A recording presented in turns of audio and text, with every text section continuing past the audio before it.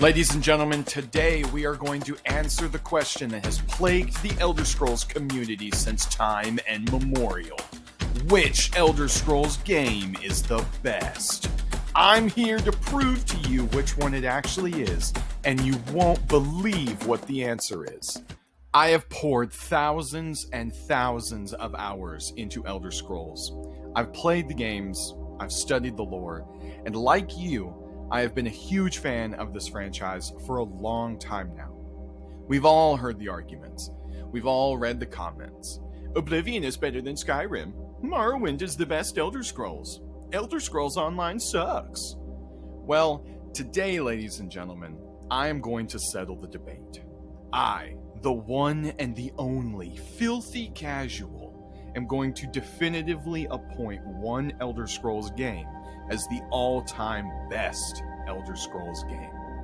I've done the research and I've compiled the data, and I'm here to tell you which game has the most copies sold, the most quests, the longest playtime, and the most DLC, and finally, the biggest map.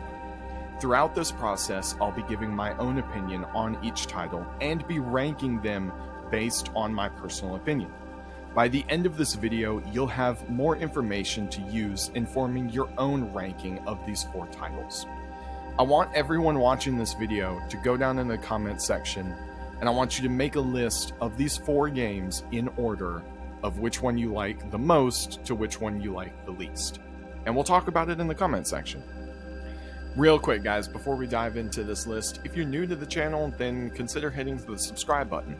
If you like Elder Scrolls content and content revolving around games similar to Elder Scrolls of the medieval sword and sorcery genre, then definitely hit that subscribe button because that is what this channel is focused on.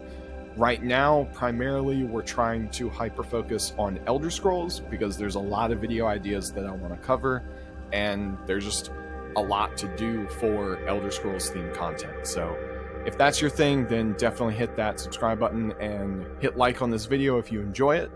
Feel free to leave a comment down below if you have a video idea that you want me to do. I try my absolute best to respond to all my comments, or at least like them so you guys know that I did see them and read them. You can go back in my previous videos if you don't believe me. I really do. So yeah, I hope you guys enjoyed this video, and let's get into it. Alright guys, coming in at number 4 and last on this list is Morrowind. Morrowind sold an estimated 4 million copies and has a rough playtime of 44 hours if you are just playing the main story. If you want to go for a more 100% completionist playthrough, you're looking at about 326 hours, or roughly 14 days. Morrowind has 483 quests that can be completed. It has 2 DLCs, which are the Tribunal and Blood Moon. IGN gives Morrowind a 9.4 out of 10. GameSpot.com gives Morrowind an 8 out of 10.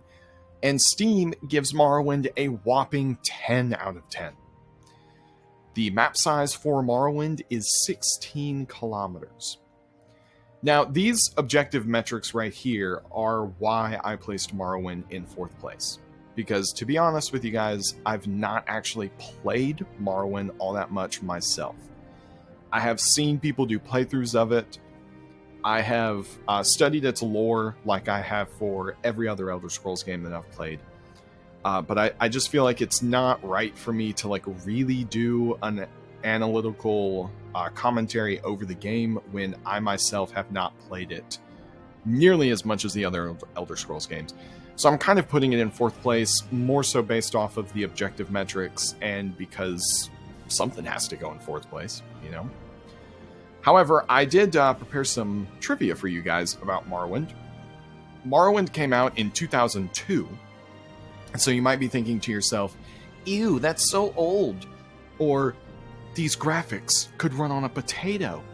Or if you're part of the younger generation, you might be saying things like, oi bruv, this game doggy water, yeah?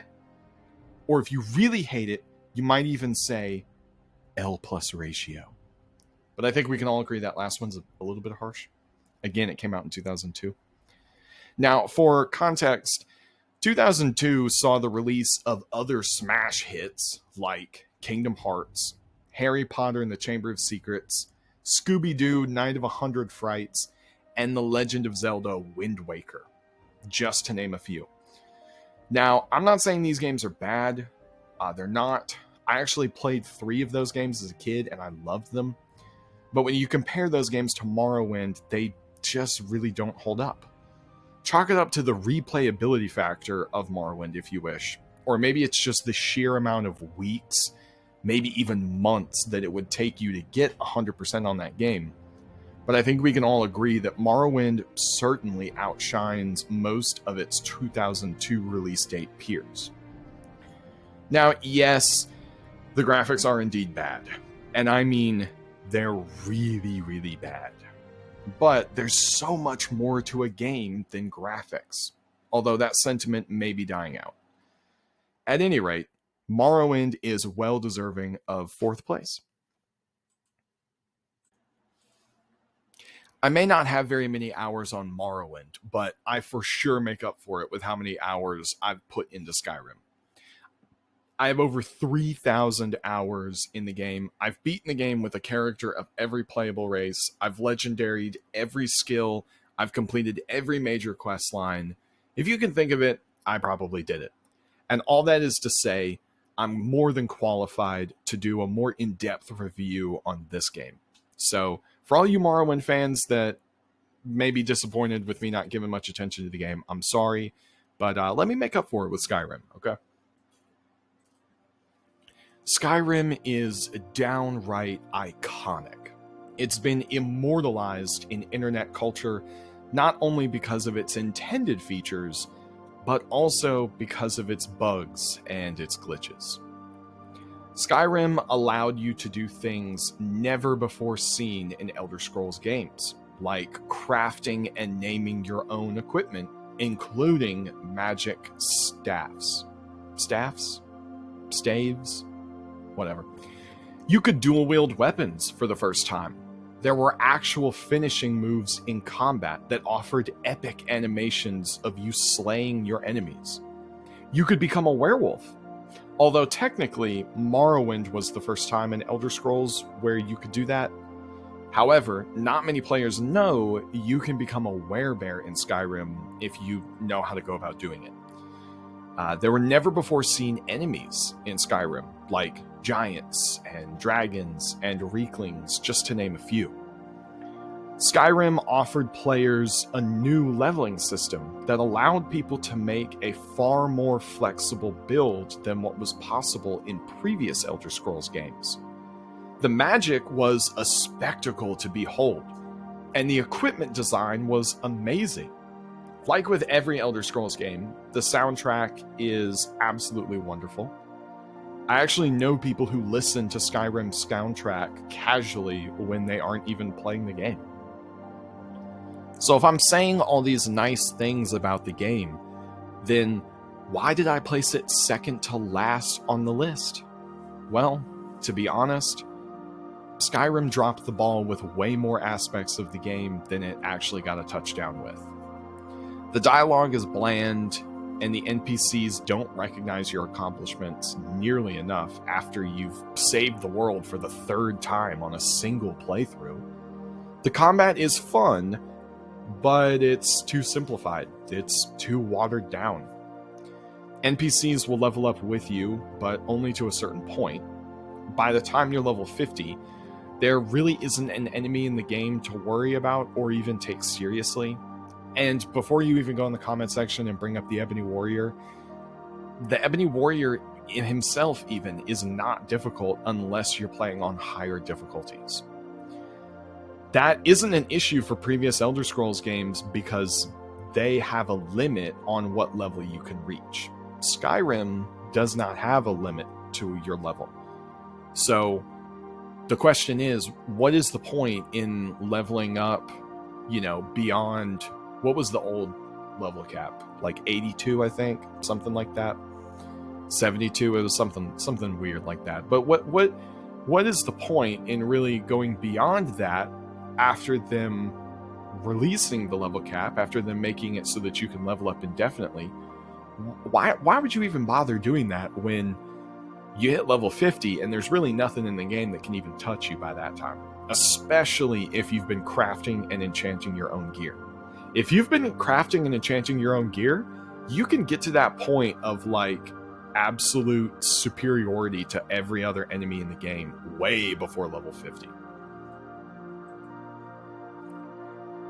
Yes, the magic in Skyrim was pretty, and it was really nice to look at. It was very fun to have these complex animations for these magical spells. However, they completely removed entire classifications for magic that were in Oblivion. And for somebody who was introduced to Elder Scrolls by way of Oblivion, to come into Skyrim and see there's all these types of cool spells that just aren't in the game anymore, that was disappointing, man. It was really disappointing.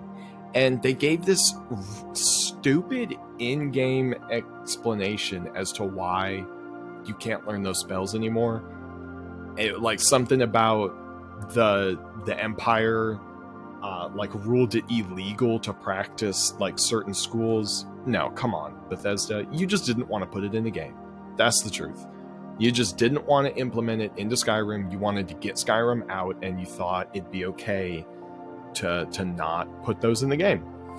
And what they're doing with stuff like that is they're streamlining and they're watering down the RPG experience with little things like that. And you don't really notice it until you start going back and playing older Elder Scrolls games, and you look at all these tiny little ways that you can make each character you play unique. And when you compare that to Skyrim, Skyrim's just not a very good RPG. Honestly, it's a fun game. It's super, super fun. Don't get me wrong. But if you're looking at it from the standpoint of, is this game a good RPG? Does it really execute what makes an RPG an RPG? Does it execute those things well? And no, Skyrim doesn't. Your character can be anything at any time. Literally, all you have to do is just switch your equipment, buy a couple spells. You can go from a heavy armored two-handed weapon fighter to suddenly being a mage. And don't even get me started on the fact that you can go through the entire mage's questline in Skyrim without really ever actually being a mage.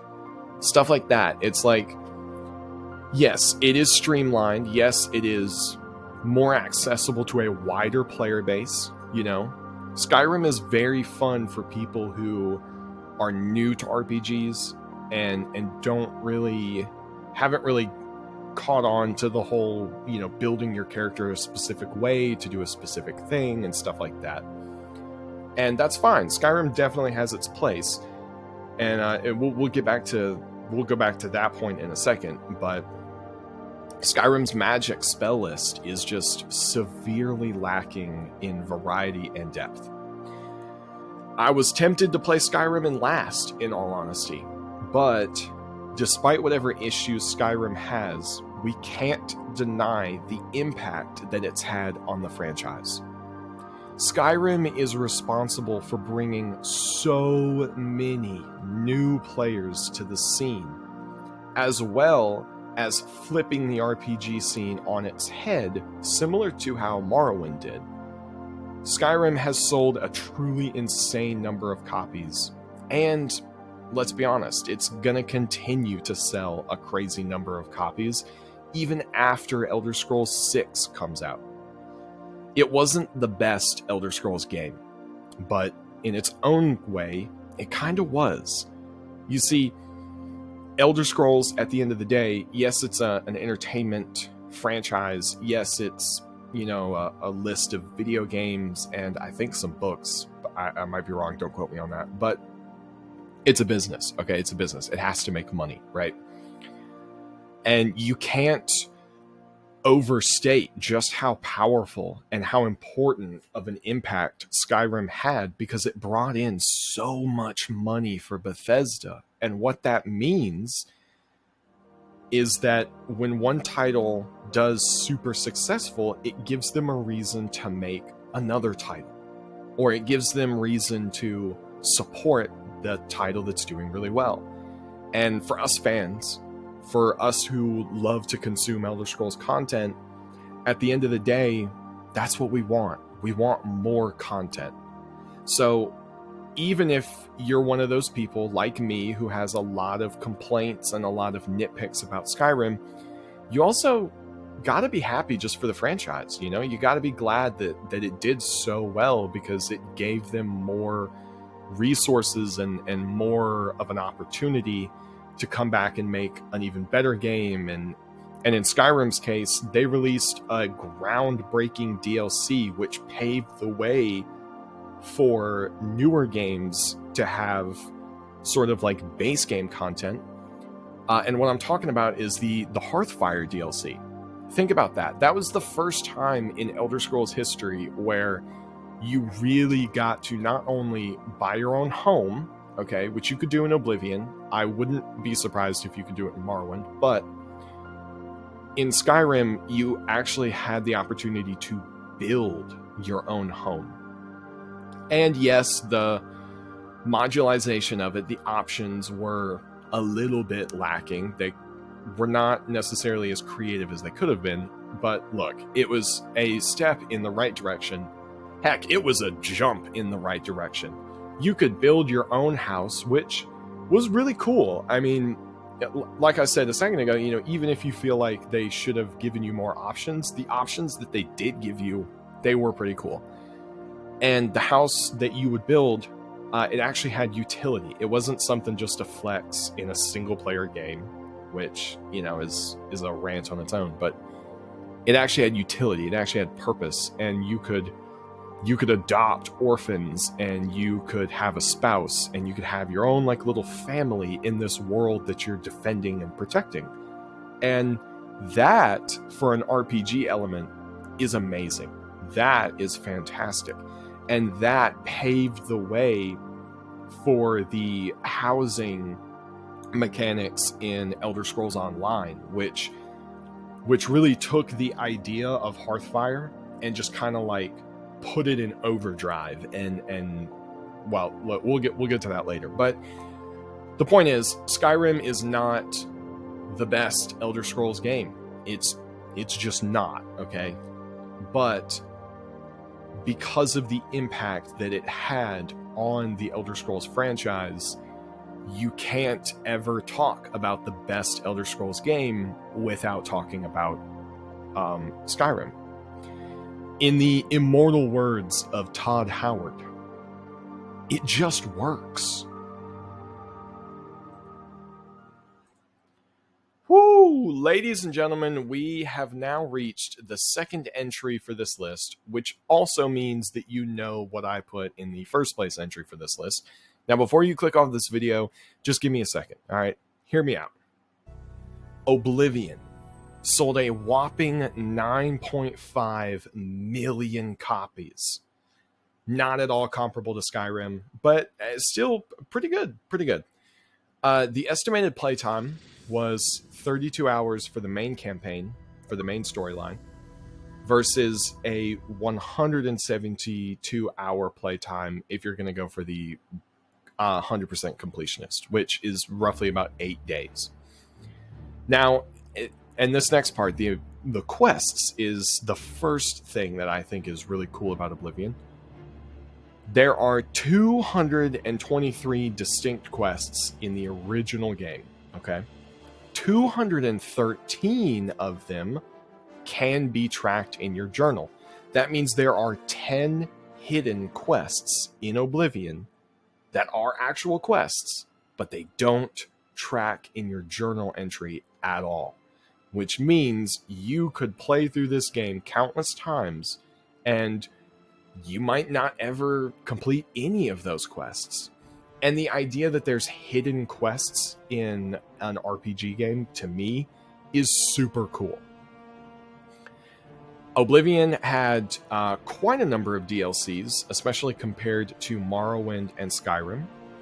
It had the Fighter Stronghold, the Knights of the Nine, Mehrunes Razor, the Orrery, Spell Tomes, which I think is actually kind of dumb, but we'll talk about that more in a second.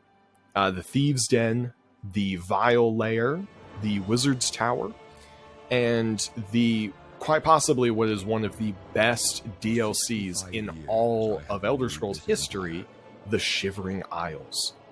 There's also horse armor, but we're just not going to talk about that. Now, I kind of think Spell Tomes is a little dumb for basically the same reasons that horse armor is dumb. So, yeah, we'll just leave it at that.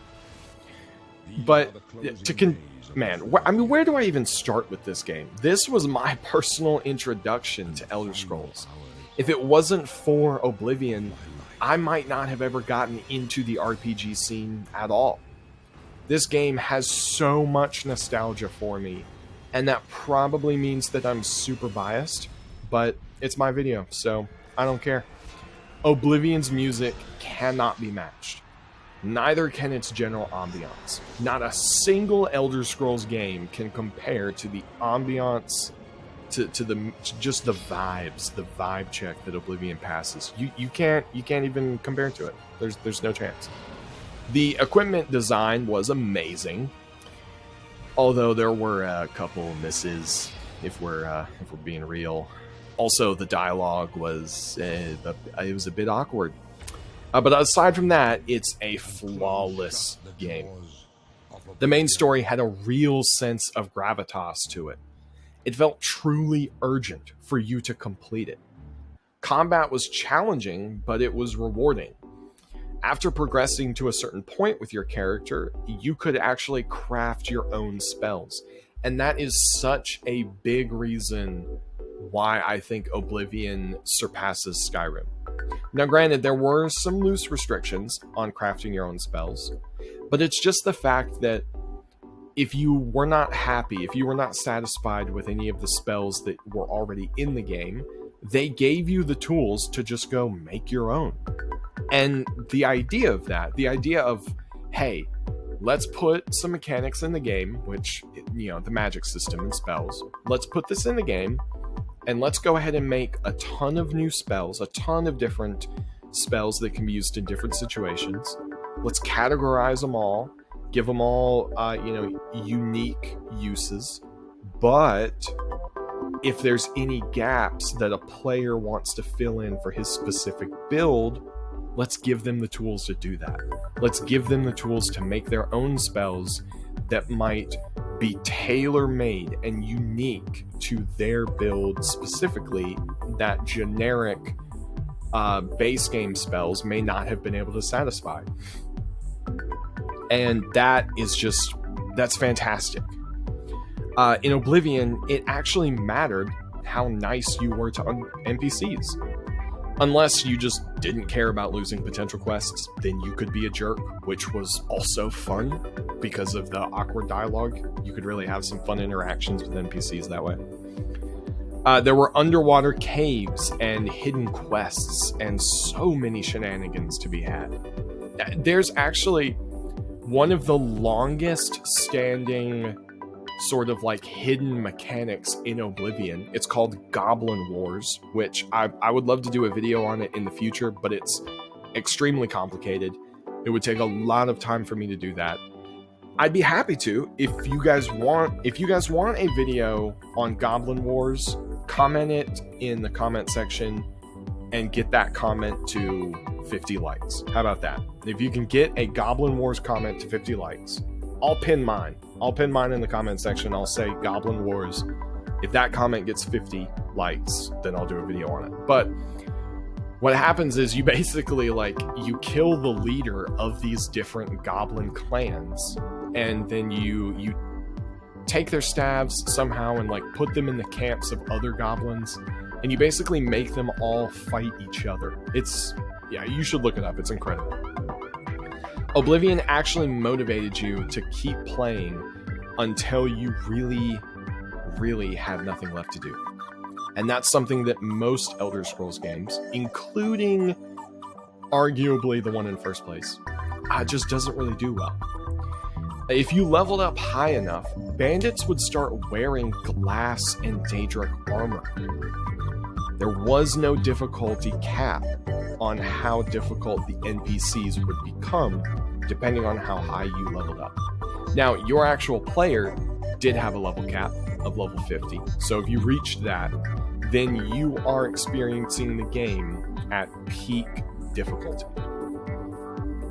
I could talk about Oblivion for really an entire video, and I would happily do that if you guys want me to. But for the sake of this video, I'm going to stop myself.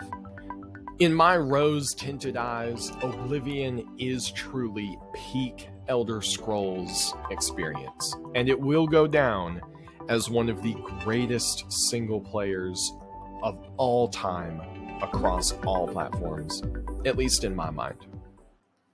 Oh boy, I know I'm gonna get some crazy hate for this, but before y'all try and crucify me in the comments, just hear me out.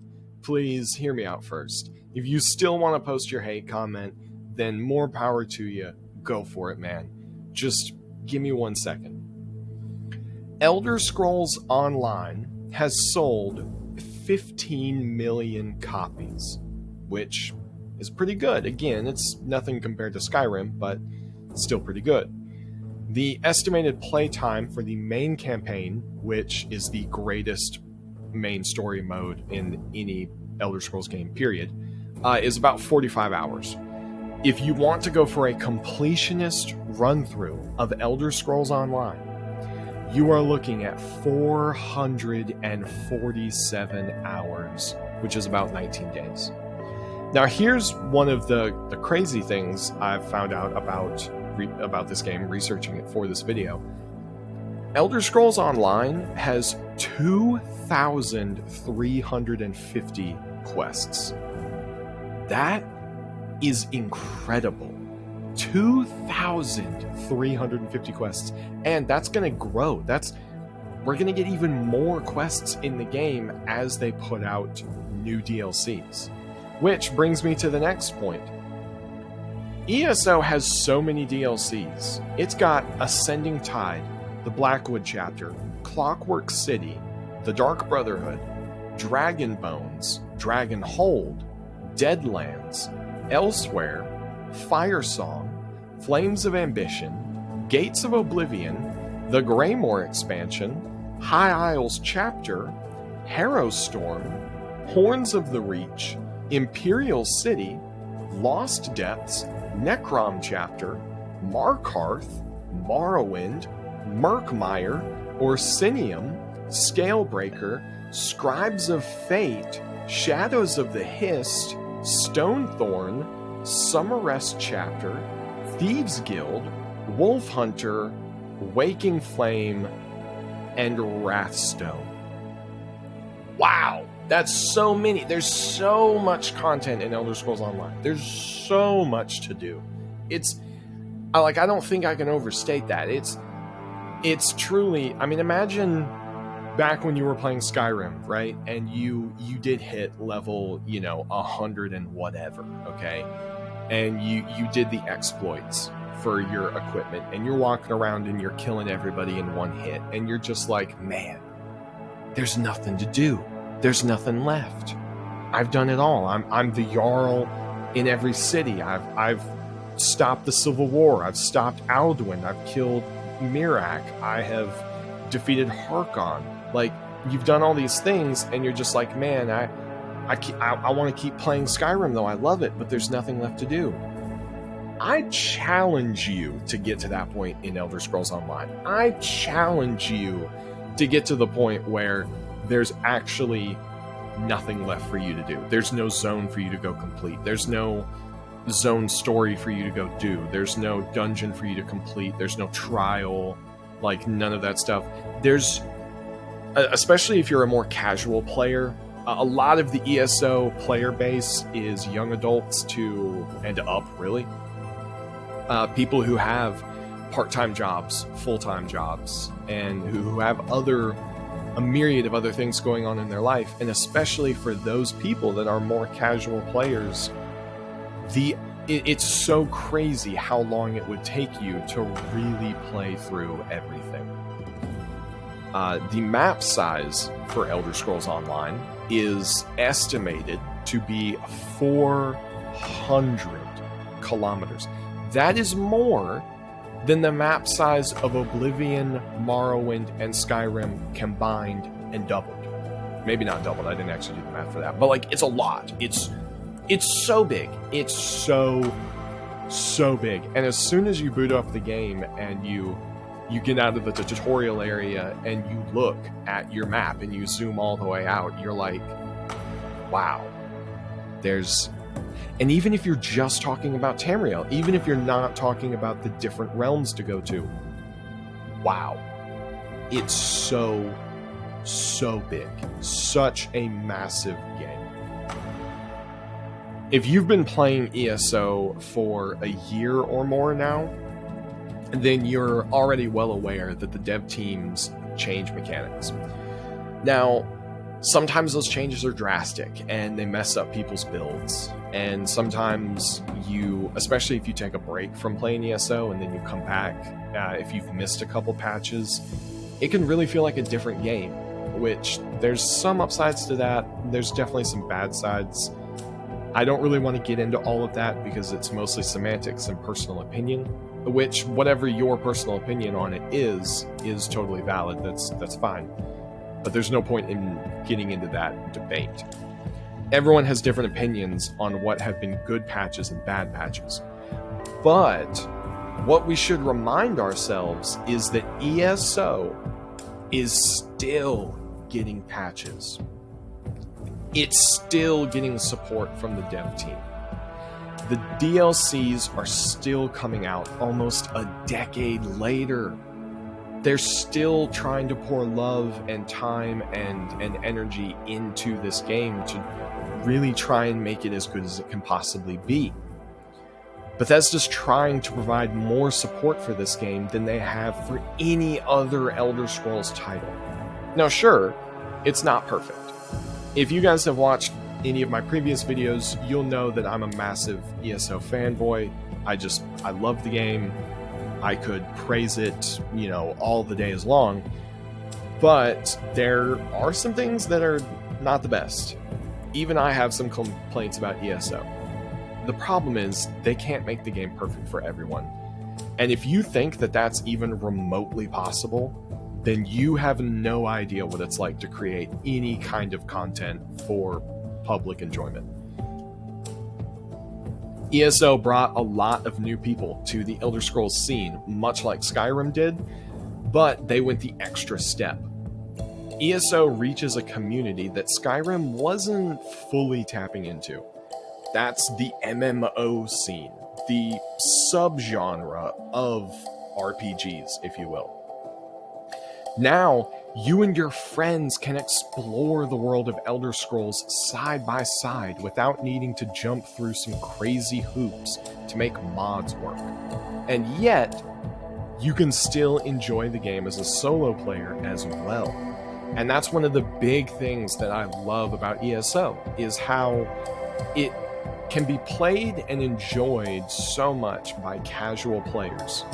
But at the same time, it rewards players who really want to devote the time to fine-tuning their build and understanding the mechanics and really optimizing the way that they go through combat. It really rewards players like that.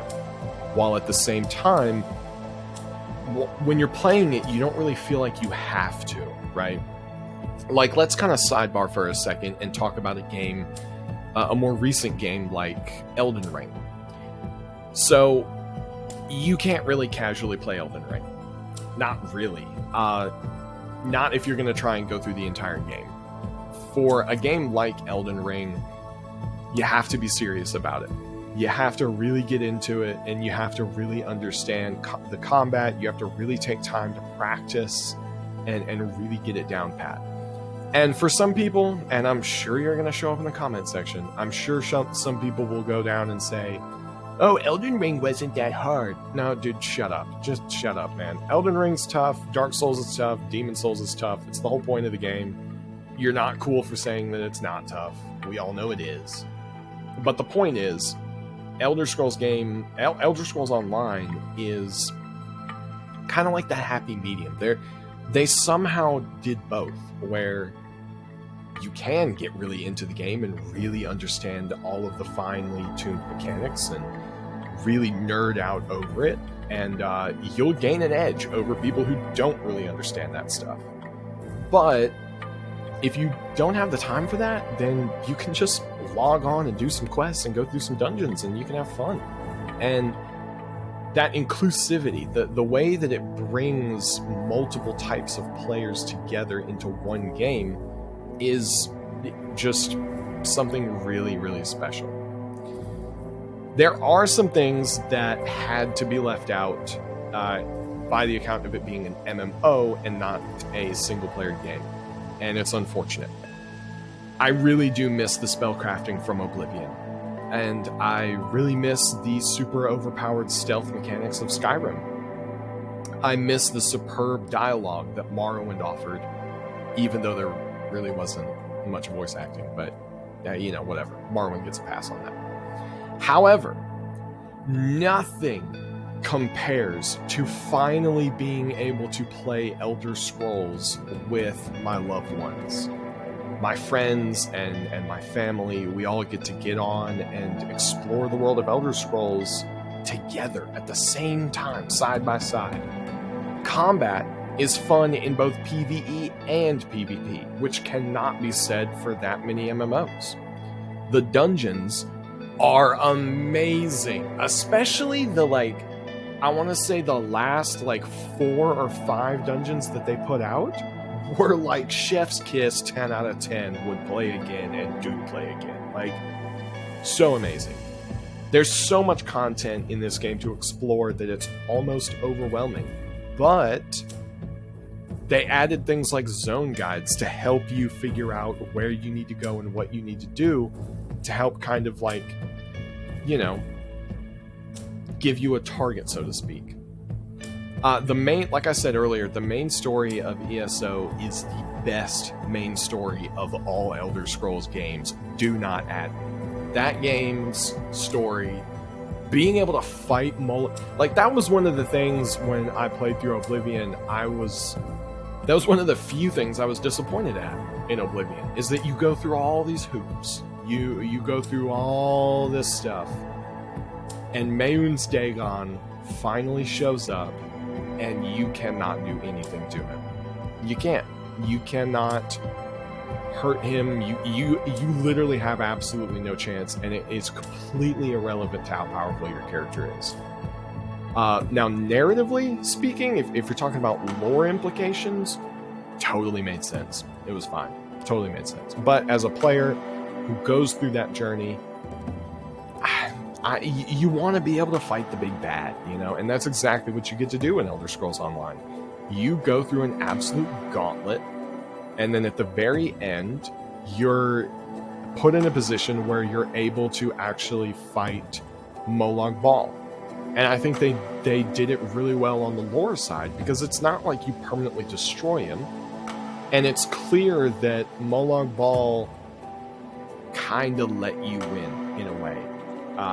Or maybe didn't let you win, but really didn't care that much to keep fighting, to keep pressing it, to keep going. Eventually, I think he would beat your character, even imbued by the Amulet of Kings. But the majority of the quests in Elder Scrolls Online are fun, although some are a little goofy. Some are kind of feels like you're wasting your time a little bit. It does do the more modern approach of quests that we can blame Skyrim for, honestly, which is fetch quests.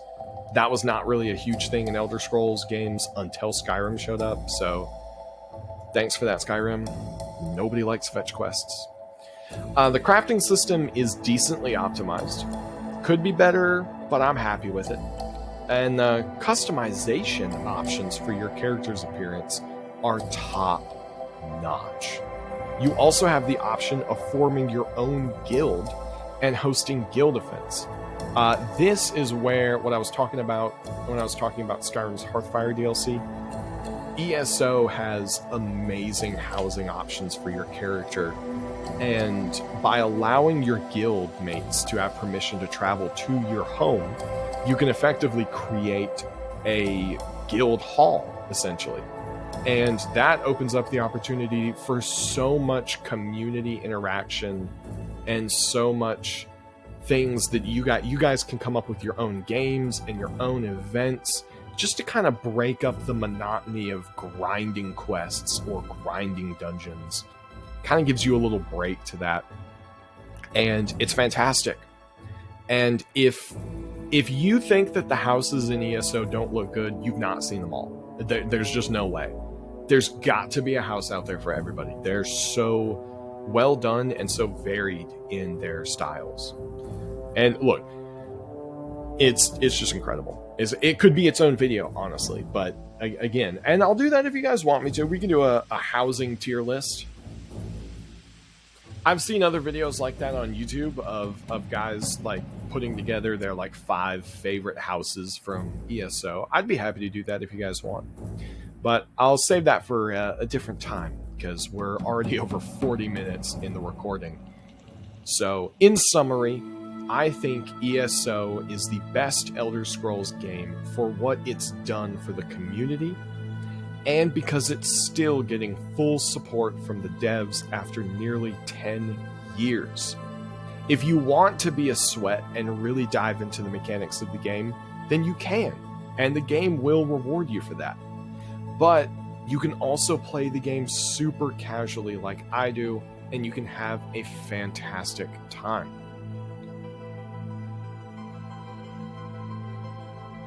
Alright, ladies and gentlemen, we are officially off script. This is quite literally the postscript of this video. You know, there's nothing new from my channel. Took a lot of hot takes, said a lot of things that some people may not agree with. But this is my channel, and the whole point of this video was to just get my opinion out there and to just start a conversation with the Elder Scrolls community so that we can all talk about the things that we love about an Elder Scrolls game. It's not about convincing other people. It's not about telling other people that what they love in a particular Elder Scrolls title is not as good as other things. Really, come on, guys. It's just so that we can talk about Elder Scrolls, because we love the franchise, we love the games, we love the lore, and at the end of the day, all of us want more Elder Scrolls. So until we get Elder Scrolls 6, all we can really do is talk about the Elder Scrolls that we've already gotten. So I hope you guys found this video informative, at least. I did try to throw in a little bit of trivia and come up with some objective metrics about the different games, just so it wasn't just me ranting about my opinion. I hope you guys enjoyed the video. If you did, leave a like. Consider subscribing. I love to make Elder Scrolls content videos. I've been really busy lately because I basically renovated my entire room, and it was a lot bigger of a project than I thought it was going to be. But I'm settled back in now, and I'm ready to start putting out more Elder Scrolls videos. I've already got 3 ideas lined up, and one of them is actually based off a comment that somebody left on one of my previous videos. So if you want me to make a particular video, whether it's lore-based or whatever, really, anything Elder Scrolls, then just leave a comment down below, and I promise you I'll see the comment, and I will get around to making a video eventually. I hope you guys have a good day, stay happy, stay healthy, and thank you guys for watching my channel again.